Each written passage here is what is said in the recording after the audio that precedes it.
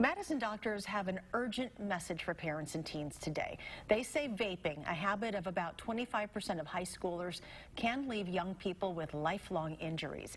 Madeline O'Neill tells us how a 16-year-old is using his near-death experience to help others. Here at the American Family Children's Hospital, last week doctors saw their first patient in its pediatric intensive care unit because of vaping. Thought that juuling was safer than smoking regular cigarettes. I was wrong. Whether you call it juuling, smoking e-cigarettes, or vaping, many like 16-year-old Logan Cron didn't fully know the risks. I was scared, very scared, and not knowing if your son's going to make it or not. Rebecca Cron says at first she didn't even know her son was vaping. I never saw it, never knew. But they knew something was wrong when his lungs became severely inflamed and filled with liquid. Doctors gave me medicine and hooked me up to machines that help me breathe. Even treated, breathing still hard. I found out that I had something called chemical pneumonitis, which is caused by vaping.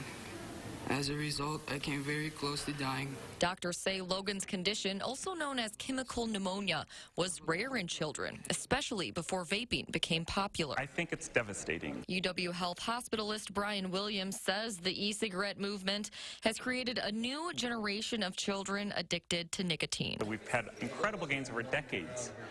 People are smoking less and less cigarettes. Unfortunately, especially in the pediatric population, e-cigarettes have completely wiped away those gains. Vaping has left Logan with lasting damage and an uncertain future. We don't really have the long-term data right now to know what's going to happen. UW Health doctors gathered to share their message can say this. We know these devices are not safe for kids. While the CDC has found about 80% of patients with acute vaping-related illnesses have used THC products, which are often unregulated, doctors say it's still hard to determine what is causing the issues. Right now, what we can encourage is that any teen, any young adult should not be using the products, either THC, CBD oil, or nicotine products, because it can cause lung injury. Among the unknowns, Logan is sure he doesn't want others in his place. While quitting might seem rather difficult, going through this is far worse. Logan's mom says her son has shared his story with classmates, and already 2 of his friends have decided to quit. In Madison, Madeline O'Neill, News 3 Now.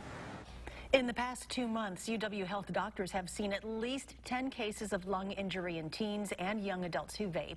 Doctors are advocating to raise the age for vaping devices and cigarettes to 21 years old. We have resources for quitting on our website.